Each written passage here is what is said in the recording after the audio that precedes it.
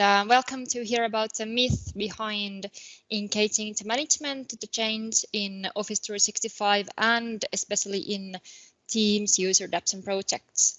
And my name is Karoliina Kettukari. And first I'd like to tell you a little story. So it was a dark and snowy night, as most nights tend to be in Finland in December. And in the morning, I was on my way to meet an executive committee of a large Finnish organization. We had this Office 365 user adoption project going on, and this was the first time I really got to meet the big bosses of the organization. And we were about to have this 2.5 hours long workshop about modern ways of working and delving into possibilities that Office 365 has to offer. And we also tried to prioritize change goals. And I had this like my super slides already and everything. And I really wanted to talk business development. I knew their business and I wanted to talk strategy and business assignments and what are their biggest obstacles in internal communications.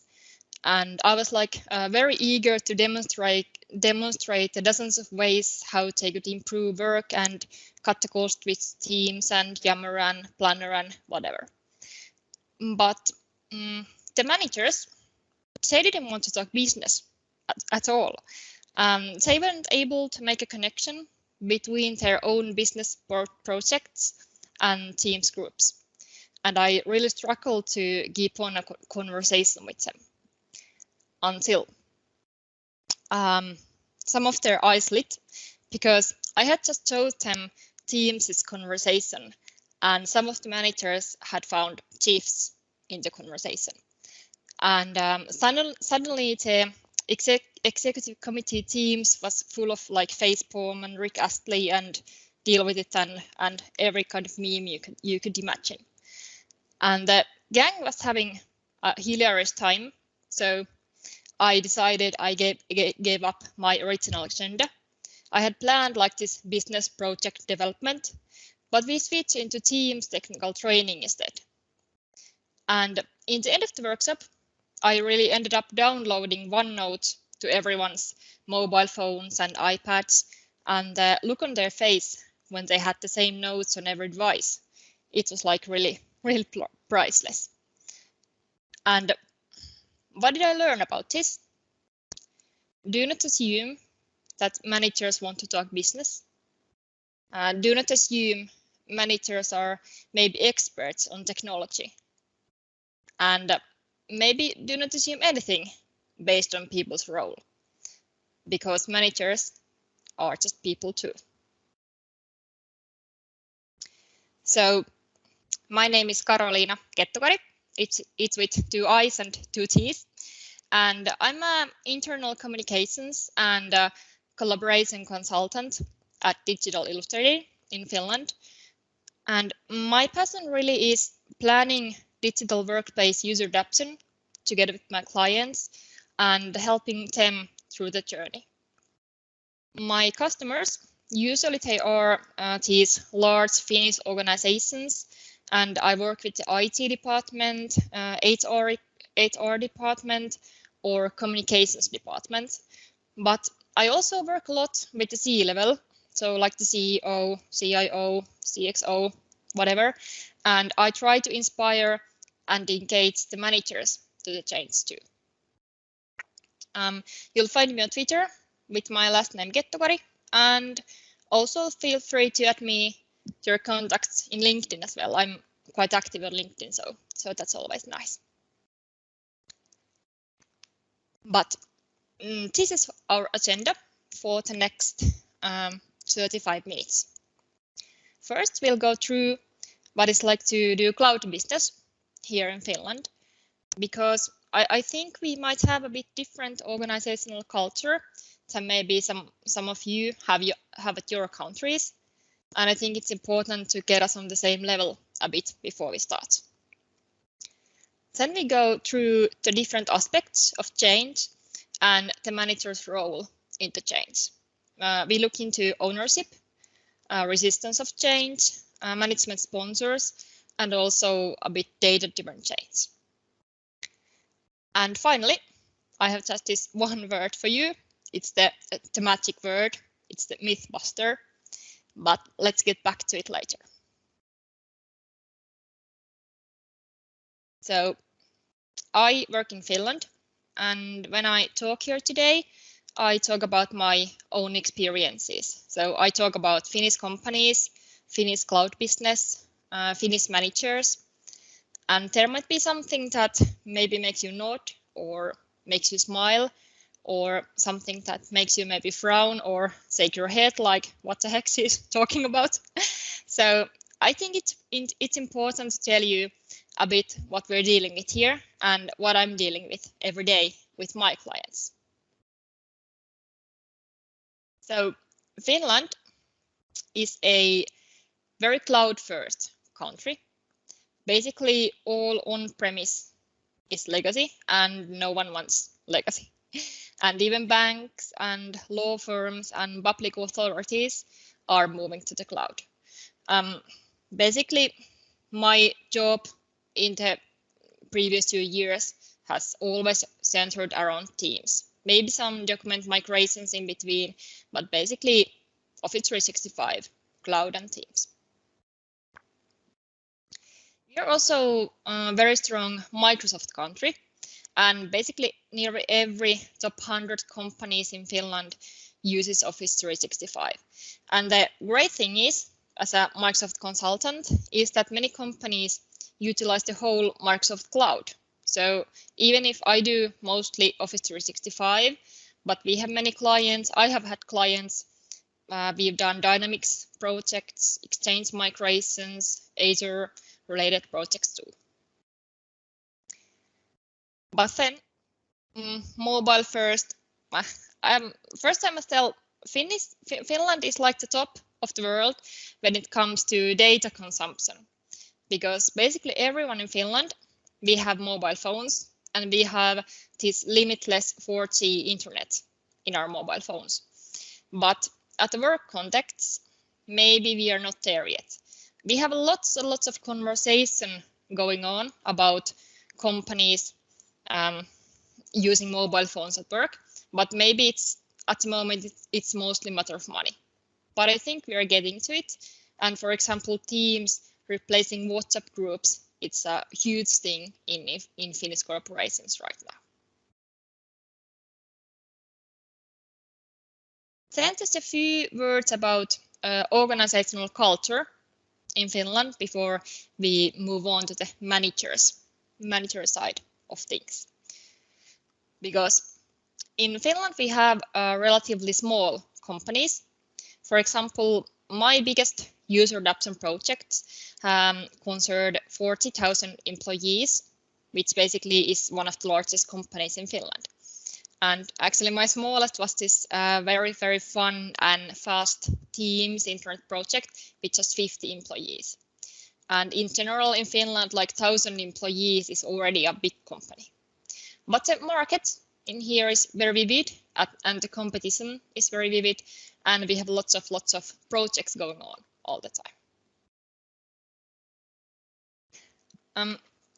This is something I think that's very different compared to many other countries, and this is also something I'm really proud of in Finland, because the organizational structure is in general very flat.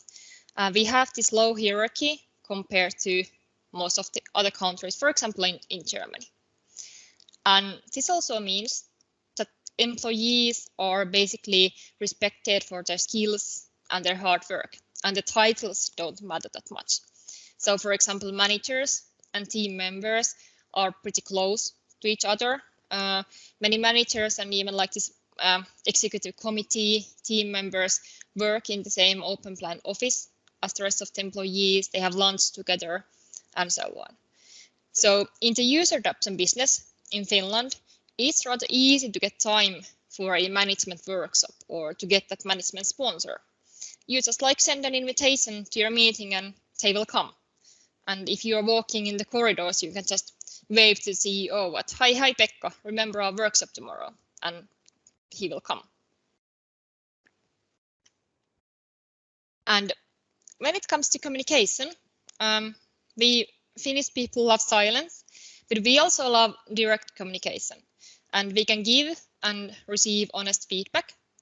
If something doesn't work or maybe isn't going as planned, we can be totally open about it.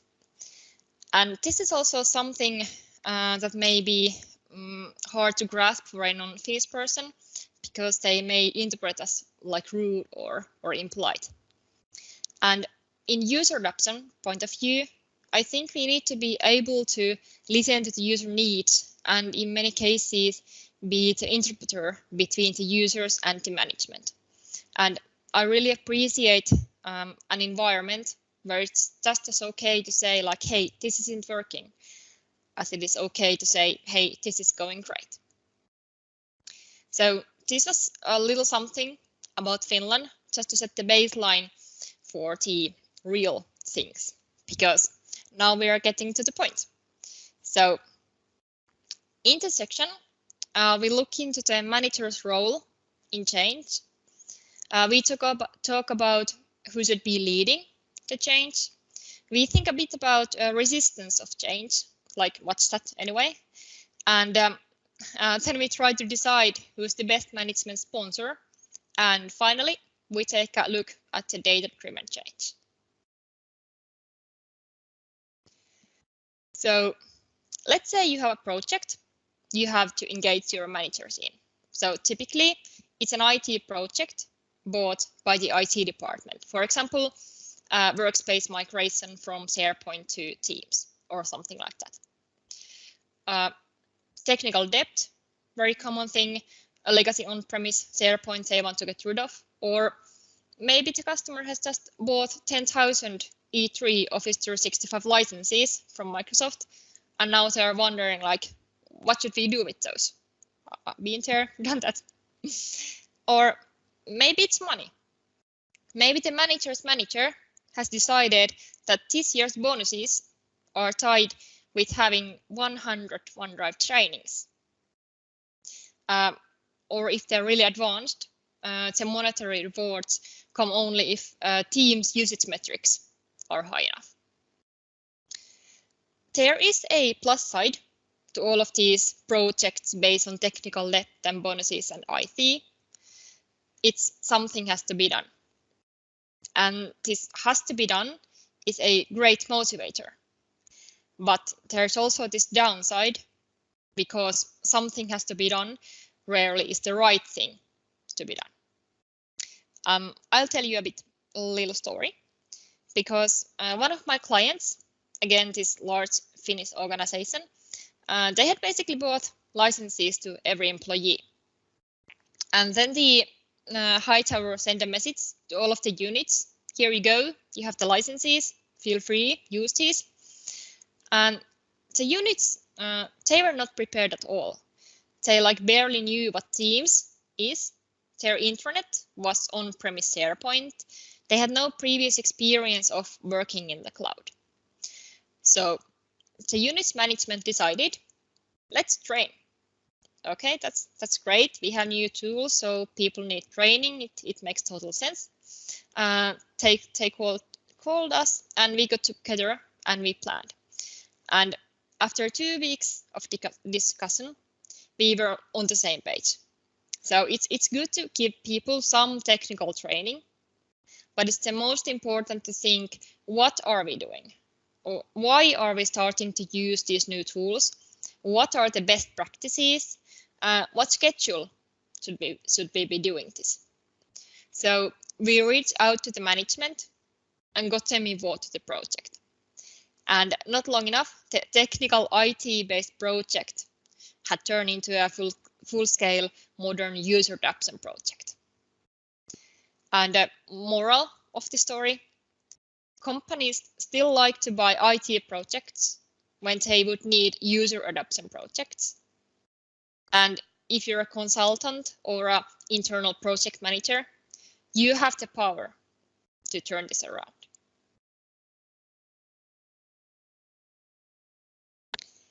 Okay, who's in charge?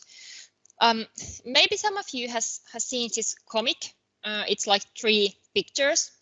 In the first picture, leader standing on a platform shouts out to the crowd, "Who wants change?" And the crowd goes wild, like reaching out with their hands. Everyone wants change. In the second picture, the leader asks, like, "Who wants to change?" And the crowd's a bit quieter. Only a few hands maybe rising up, like, I like change, but do I have to do something?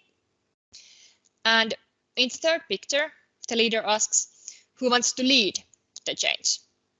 And the crowd like literally disappears from the picture. So who's in charge of user adoption? I'll give you one hint. It's not me. It's not the consultant. It should always be the manager's job. Do not externalize your responsibility to lead the change to a third-party company. If you are a manager, you should own the change. If you're a consultant like me, you can be like Gandhi. You can be the change that you wish to see in the world. But if you want a long-term change in the organization, you also need internal forces. For example, in one of our projects, we had done this very extensive technical projects, Exchange migration, workspace migration, licenses, everything. It had taken a few years, and the problem always was that it had been a pure technical project, and we only had correspondents in the IT department. And now it was time to begin this extensive user adoption program. We had webinars, we had Yammer support groups, we had workshops. So who planned everything? It was us, the consultants. Who executed everything? It was us. Who was in charge of the project? It was us. The company, they had no owners for modern ways of working. They had no owners for user adoption. And they had no owners for single programs like Teams either. And the result was we were the face of the change. It was our names and our faces the company saw in Yammer. It was us who got all the questions, and it was also us who answered to them. So the change really personified into me and into our consultants. And this is something you really shouldn't let happen. This was like a failure. I had this another presentation a few weeks ago about my 5 failures in user adoption projects, and this was really one of them. So the managers should always be in charge of user adoption project. Okay, resistance of change. I don't like this term. I don't want to use it. I don't want to call it resistance of change. I want to call it fear. Maybe it's uncertainty. Maybe it's fear of losing authority, or it's fear of losing position. Maybe you can call it fear of lacking technical abilities or lacking leadership skills, or maybe you can call it fear of losing important working time to unimportant hassle. And this is important because many times it's not the first line workers or field workers who cause the gray hair to the managers by resisting the change. Because many times it's the managers themselves who are the most change resistance group. So here we have one type of fear. It's FOMO. Maybe some of you have heard of this. It's fear of missing out. So fear of missing out. And I think this is maybe one of the most common fears amongst managers.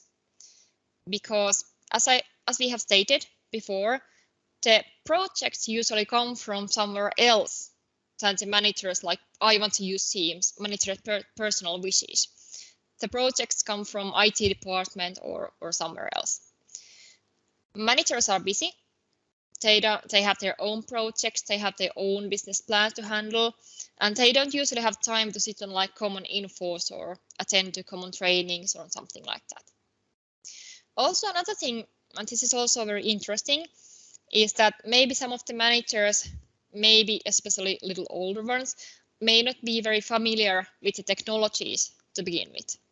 And especially higher managers have secretaries, they have assistants, they have a group of this workforce who runs the routine errands for them.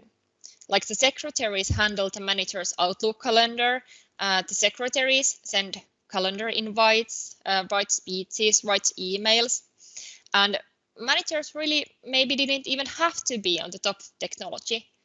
But now the situation is a bit different because the technology is in our pockets. You can have Teams in your pocket. So the question is, how do we overcome this fear?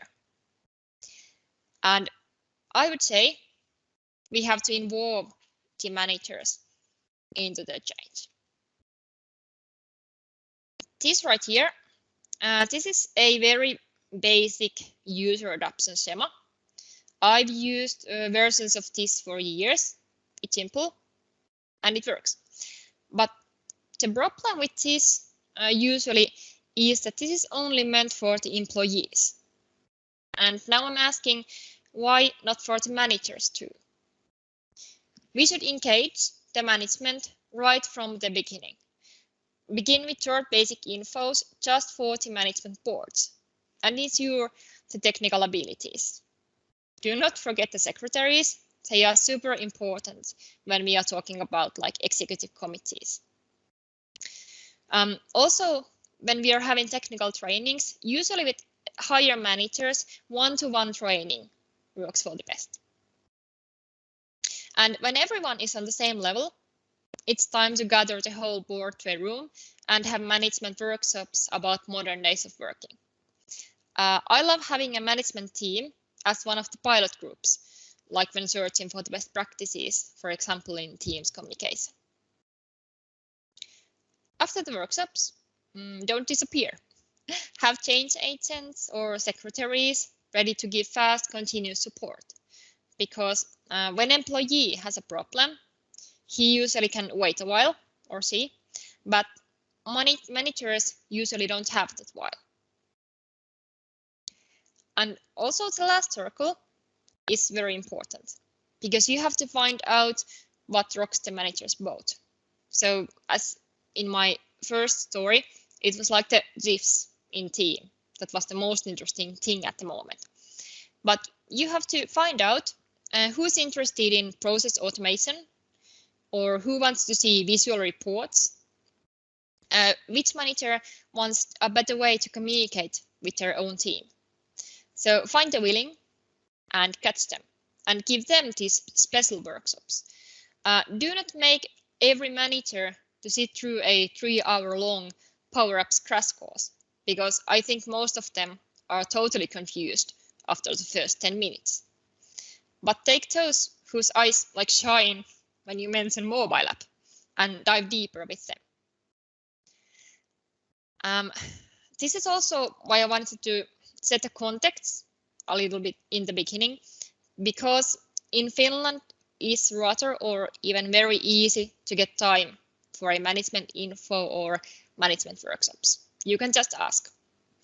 But I know it might not be that easy in other cultures with very strict hierarchy rules where you have to climb the stairs step by step.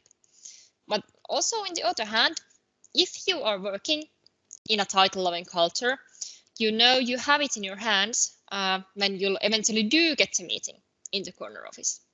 So my advice with this is never give up, try.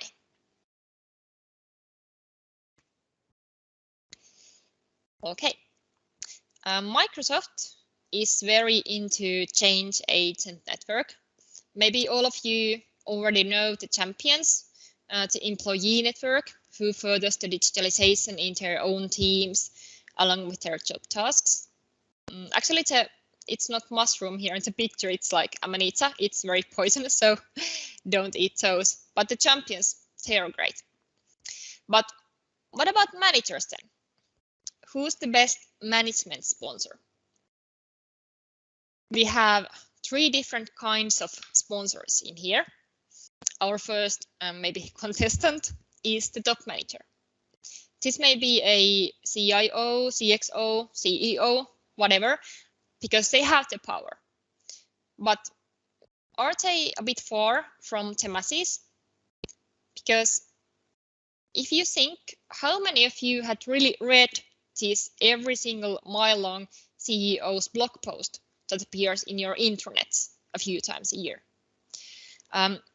I'd say the top manager is the best sponsor for getting time and money and resources for the project. But the top manager's impact on like regular employee teams mobile app usage is next to none, at least in Finland. It may be a different situation in some other cultures. Our second contestant is the influencer. It's the leader. It's the ones who have the internal glow and they can make things happen. They usually lead by example, and the followers maybe won't even notice they are being influenced on. There are big pros in here. Influencers are your best friend if you really want to change the culture in an organization. But the cons, they influence whether you want it or not. And it also may be a wrong kind of influence. So it's very important to find the influencers, especially amongst the managers, and get them by your side. And of course, by your side, I mean the project side, the user adoption side. Last but not least is the supervisor. Usually, he or she is a manager with a white collar team or blue collar team. And now I must say that even here in Finland, with not that much hierarchy, the direct supervisor is a massive influencer for the common employee on things like Office 365 adoption. And we maybe tend to forget the like normal line supervisors. So don't forget the supervisor level. If we get back to the question, who's the best management sponsor? I have to maybe let you down because there is no one simple answer. You must choose your sponsors according to your goals. And I think it's best to utilize them all. But if your resources are scarce, maybe stick with identifying the influencers amongst the top managers, utilize them, and make sure the supervisors have bought the idea of your project. Okay. So, data-driven change. Why should you care about numbers? I think anyone can do or try to do a change project. But how do we prove that something has really changed? How do we know which parts of our change program, for example, user adoption project, need more focus? And I think here the good feeling or gut feeling just don't cut it. And we need numbers. Here's an example of one of my Office 365 user adoption projects. The orange line here is the active number of active percentages of Teams users. So as you can see, at the moment, over 80% of the employees in the company are using Teams actively. And I must say that's a pretty wonderful number because not many organizations are capable of this even in 2 years' time. And they here did it in just 1 year. And I think like, why is that? Why did this project succeed so well? And I think it was because the management was very heavily engaged to the project. We did basically everything I've talked about here today. we had owners from the management department. We did management pilots. We trained the secretaries. We trained the assistants. We had a management sponsors. So this was a huge success. But how could I prove this success without this data? How could I prove that I was needed and that trainings we had was needed, the workshops we had really had some impact? And how could the management know this whole project was worth their valuable time and, of course, the money they had spent? I like to think that the data is like Switzerland. It's not dependable on personal relationships or feelings. And the data is there always, even after the consultant has left the building, even after the project has ended. So the data speaks, even when you don't.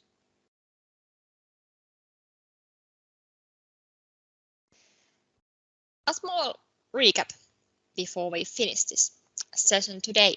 So what have we learned? We have gone through different aspects of engaging the management to the change. We have thought about where projects originate from. Maybe they are usually IT projects, projects driven by some bonuses or something like that. But we have also learned that we are not prisoners of the IT conception, and we can turn these projects to user adoption projects. We have agreed on that it's the manager who owns the change, and the leaders should come from within the organization. We've talked about the artist formerly known as resistance of change, nowadays called fear. And now we know that we can overcome fear by involving the managers to the change, maybe in the same kind of schema I showed you a bit earlier. We also have learned to identify the best sponsors for your case and utilize the influencers amongst the top managers. And finally, we also know why data is your friend also in user adoption projects. But what's common with all of this? Like, what's the one myth buster behind all of this? How do we ensure the management engagement to our user adoption projects? I think it's trust. If you're a manager, you should trust your own abilities to lead the change. You should trust that you can always ask for guidance. I think also you should trust the consultants, because we are here to help you to succeed and not only to take the company's money. And if you're a consultant, you should utilize the trust and also be trustworthy. You should trust data and trust feelings too. And of course, to all of you in here, trust yourselves and trust each other. Thank you. So if you have any questions or comments, I'm here. I can try to answer. You can find me in LinkedIn and Twitter, and please provide feedback. I think you'll have also the link in the Teams conversation if you don't want to scan the QR code in here. But thank you very much, and I hope you'll have a few very interesting sessions here today as well.